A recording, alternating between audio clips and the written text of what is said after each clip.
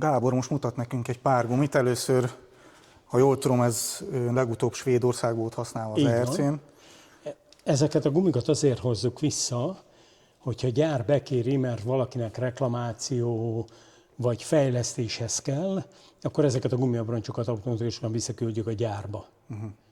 Tehát, hogy ezek azért vannak itt, ez szerződésben van írva, hogy minden versenyző idézőjelben köteles 2 gumit visszaadni versenyenként, hogy ha kell, de ezt, hogyha konkrét fejlesztési cél van, akkor szoktuk ezeket visszakérni. De ti nem nézitek meg, hogy mi a probléma, hanem ti csak kikülditek? Ez nem biztos, hogy problémás gumi. Aha. Ezen mondjuk néznek, tehát ha megnézünk 2 gumit, akkor látod, hogy teljesen más a kopás képe. Aha. Látod, hogy ez teljesen más, hogy kopott, mint ez.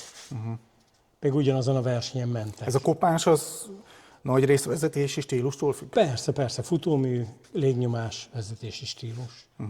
Tehát ezek, és akkor ezeket is összehasonlítják, hogy például mondjuk ezzel a 2 gumival mind a 2 közel egyforma időket ment, miért van az, hogy neki így elkapott, a másiknak meg nem. Ugye erre jó minél előbb választ adni a következő gyártásnál már, hogy tudjuk, hogy ő azért, mert sokat megy keresztbe. Ha megnézzük a videón, tényleg sokat megy keresztbe, azzal nem tudunk idézőjelben mit kezdeni. De akkor bekérik a belső felvételt is, meg minden videót, és akkor ez alapján... Igen, persze, utána tudnak nézni.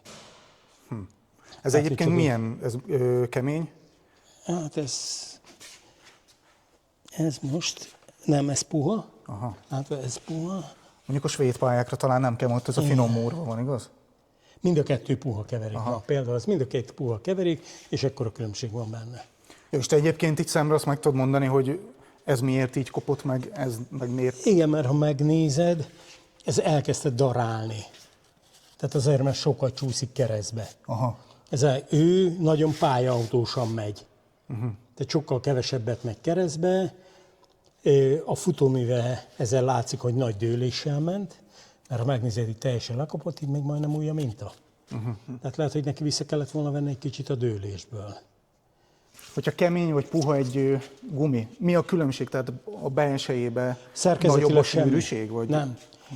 Tehát, hogy ez különféle adalékanyagok ugye vannak benne, ezért van az, hogy a versenygumik nagyon drágák, mert rengeteg természetes alapanyag van benne. Tehát mondjuk kaucsuk, nem műkaucsuk van benne, hanem természetes kaucsuk. És ezek iszonyatos árfelhajtó hatásúak, úgymond. De ezekkel lehet például a legjobb tapadást elérni. Ha mondjuk feltennénk egy versenyzőnek első körbe úgy, hogy ő nem tud róla, feltennénk egy puhát, és utána egy keményet, ugyanazon a gyorsan, abba szerinted meg mennyi időkülönbség lehet amúgy? Hát ez nagyon sok mindentől függ, szerintem így nem, tehát attól függ, tehát így ott időjárás, mennyi kanyar van benne, egy Akropolis rally vagy egy svéd rally. Tehát, hogy így ezt nagyon nehéz összehasonlítani. Akkor nem mondjuk, akkor nézzünk aszfaltot. Jó idő van. Aszfaltban ott sok lehet. Tehát ott a legideálisabb gumihoz képest kilométerenként 1,5-2 másodperc is lehet. Aha. És ugye ott a tartósággal van ott főleg a baj, hogyha nem megfelelő gumit választanak. Tehát, ha nem megfelelő gumit választ, akkor az el tud bukni egy versenyt is. Ja, abszolút. Az abszolút. Sokszor szaladnak bele egyébként versenyzők? Nem. Már nagy a tapasztalat. Nekünk idézőben az a jó, hogy nagyon sok versenyző rájött arra, hogy egyfajta gumit nagyon megtanul. Ez nálunk a 5-ös keverék, ez a közepes, mert az dolgozik a legnagyobb tartományban, a hőmérséklet tartományban. Aha. Minél szélsőségesebb körülményre, te például egy Supersoft 15 foknál jobban fölmelszik, elkezd nyúlni, 30 foknál szétdarálja. A közepes akkor kezd el dolgozni, de az 80-90 fokig dolgozik.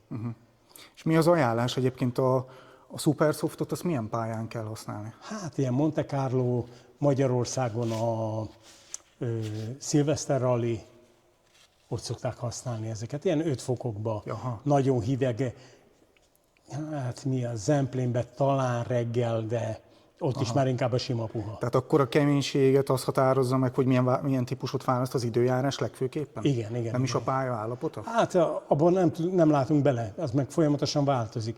Ezért szoktuk inkább azt nézni, mennyi kanyar van benne, milyen idő van. Aha. Mert ugye a sok egyenessel, nagy fék a végén teljesen más, mert akkor nem melegszik meg.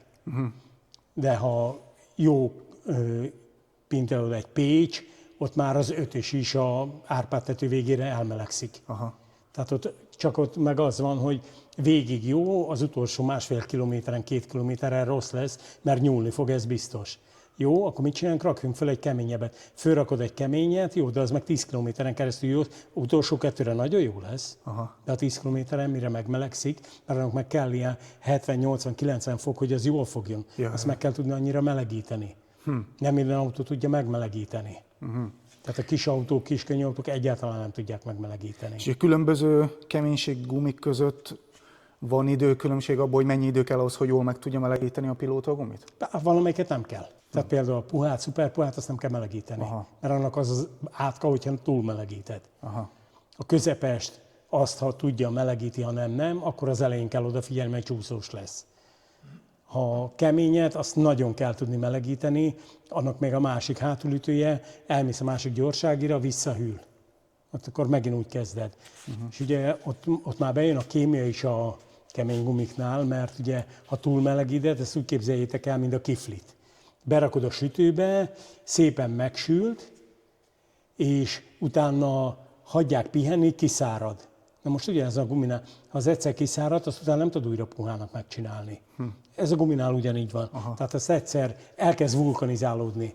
Ugye 106 fok körül elkezd vulkanizálódni a gumi, elindul benne a kémiai folyamat. És ettől van az, hogy azt mondják, hogy fölkeményedett a gumi, de szerintem olyat fogok tudni itt mutatni. Mindjárt nézzük. És a VRC-ben ugye ott meg van adva minden verseny előtti szakaszon talán 1 kilométeres rész, vagy 500 méter, ahol meg kell melegíteni, vagy igen. Van esélyük gumit melegíteni. Igen. Tehát a VRC gumikat minden esetben kell melegíteni? Bármilyen keménység? Nem kell. Egy nagyon hosszú gyorság előtt nem kell annyira melegíteni. Aha. Mert akkor sokkal magasabb hőfokról indulsz el. És akkor a végére nem lesz jó. Csak ott az első pár kanyarnákon nagyon kell figyelni. Így van, pontosan. Akkor megmutatod azt a... Igen. Azt a gumit? A Warburgon is Hankook van? Hát fogalmam nincs.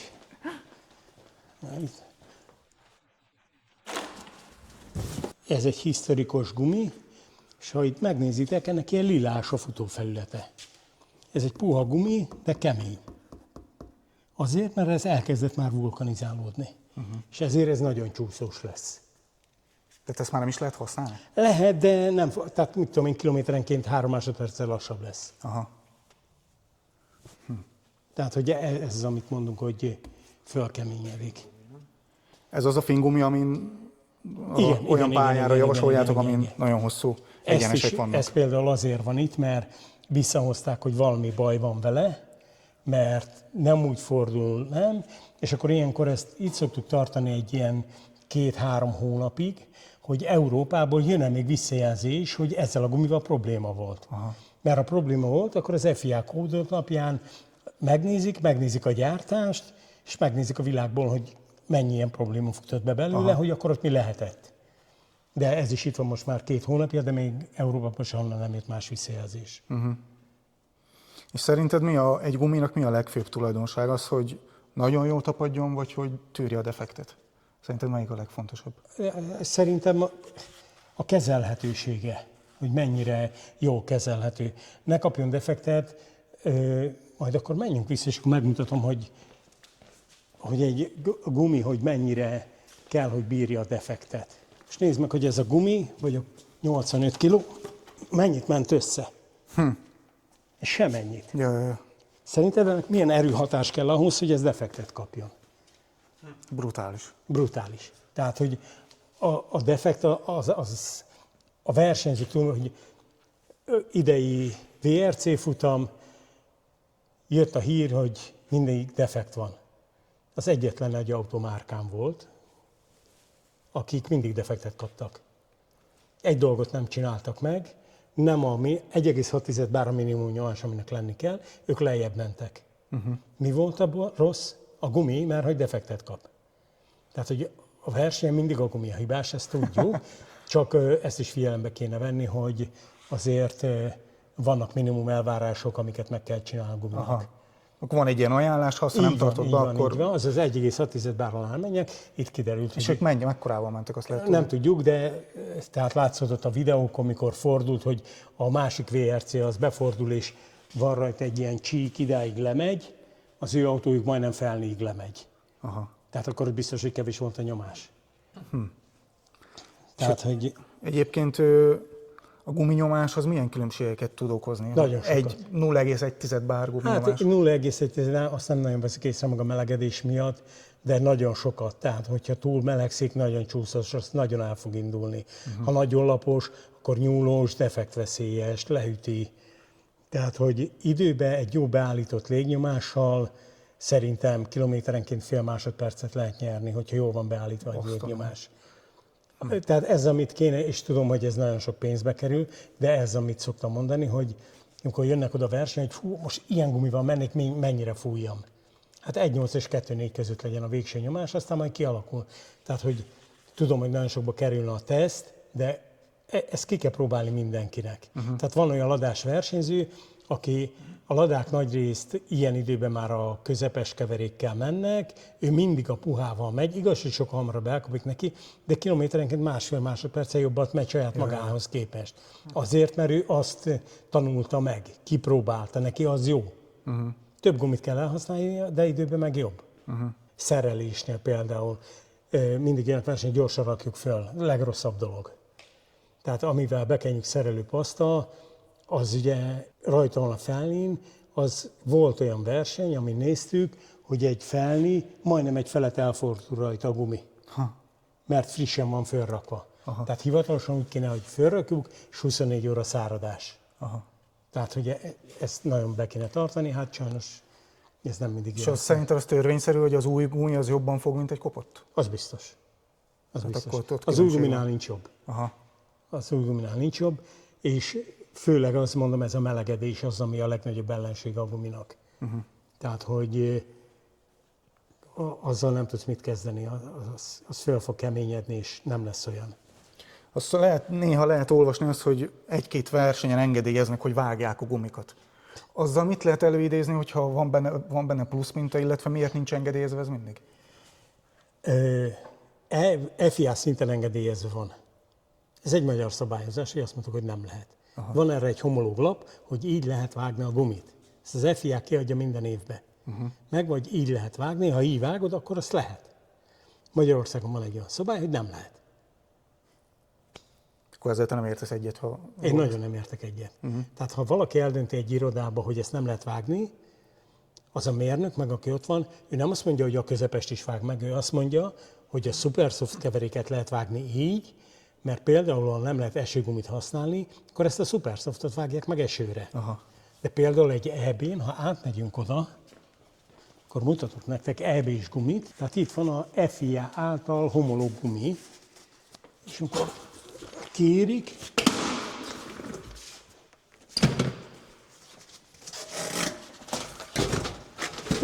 tehát és akkor ez egy szupersoft keverék, és rakok mellé nektek egy sima szupersoftot,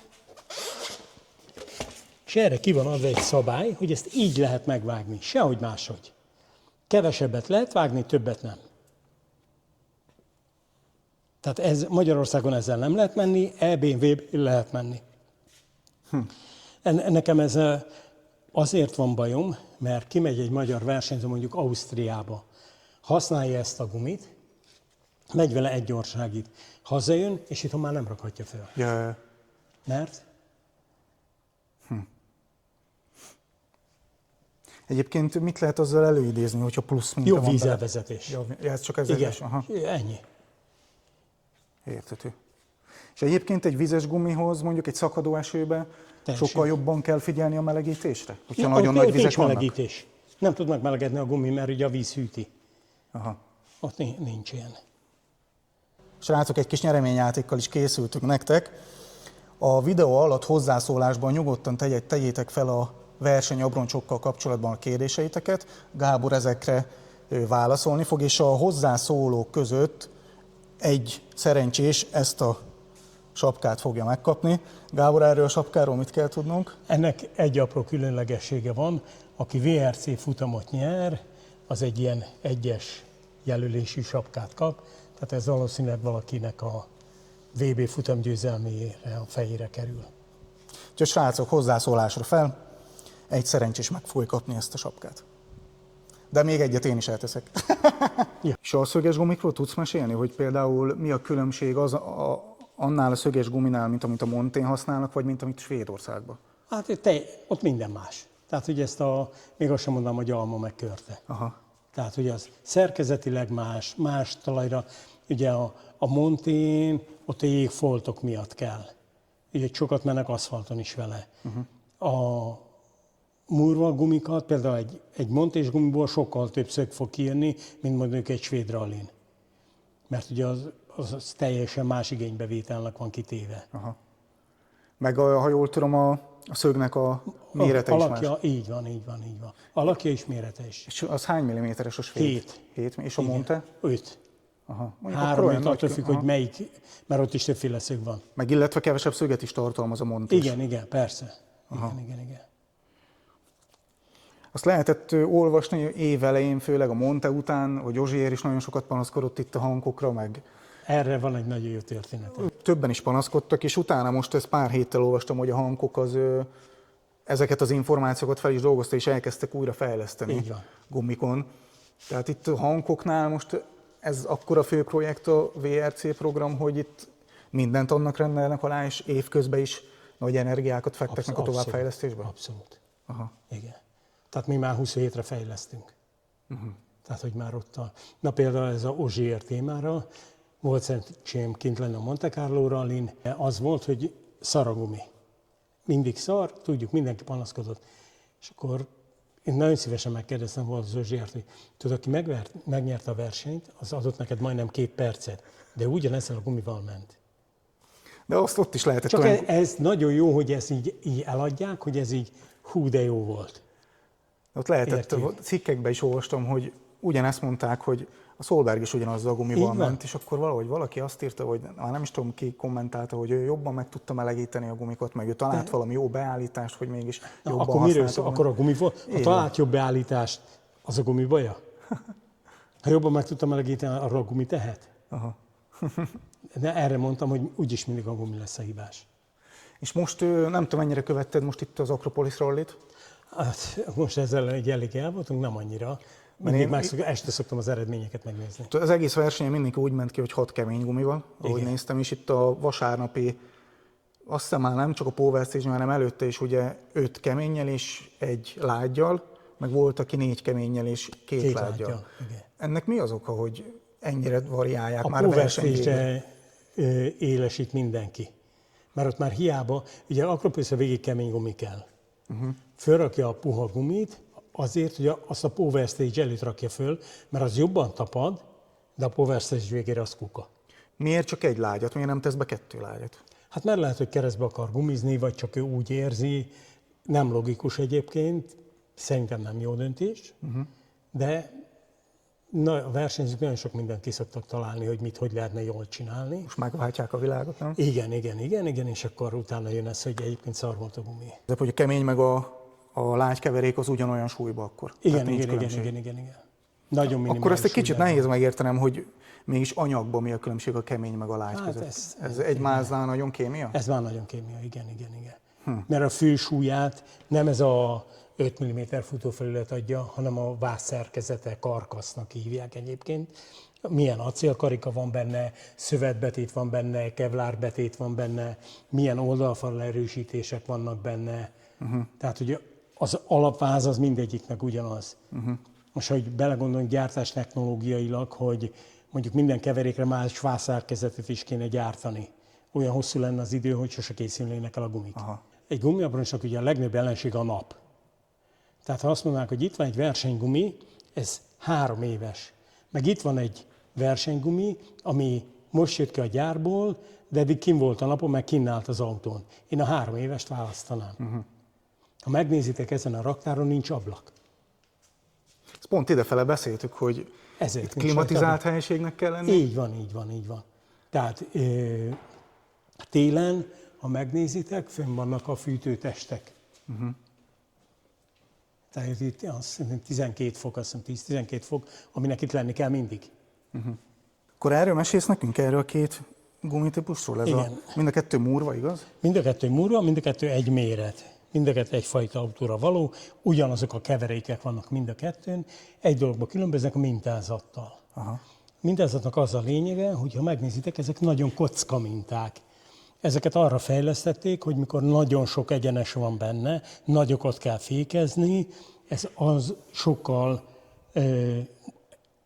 jobban érezhető az, hogy ez most meg fog állni. Aha. A másik, ugye itt az van, hogy egy ilyen vegyes pálya úgymond, ahol jobbra-balra, tehát hogy sokkal több oldaltartás kell, hogy legyen. Ezért vannak, ebbe ugye nincsen jobbos-balos, ebbe van jobbos-balos. Pontosan azért, hogy amikor oldalra keresztbe áll az autó, akkor idézőjelben minél jobban az úttal szembe legyen a mintázat. Aha. Ugye, hogy csodródik, az ív úgy követi a mintázatot. Itt ugye az van, hogy mikor elrajtol, tehát a másodpercekben mérhető a két gumi közti különbség, hogyha nem arra a pályára rakják föl, amire gyártották.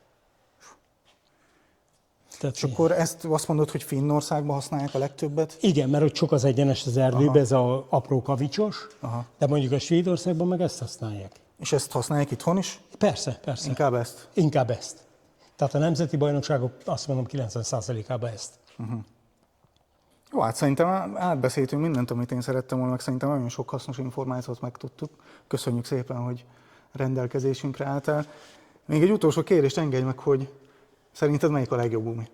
Hát márkára mindegy szerintem, a legjobb pedig az, amit arra használnak, amire gyártottak. Akkor az biztos, hogy jó gumi. Tehát akkor a guminyomást azt tartsa be mindenki? Így van, guminyomást és olyan mintázatú, olyan keverékű gumit, amit oda terveztek. Tehát egy hőségben ne használjunk szupersoftot, egy hidegben ne használjunk keményet. Ennyi. Akkor minden gumi jó lesz. Fogadjátok meg Gábor tanácsát, kedves versenyzők! Ha tetszett a videó, akkor írd meg hozzászólásban, ha még nem tetted meg, akkor iratkozzál fel, és találkozunk a következő videóban. Sziasztok! Várjuk a kérdéseket, nyugodtan nyomják a gumis kérdéseket majd.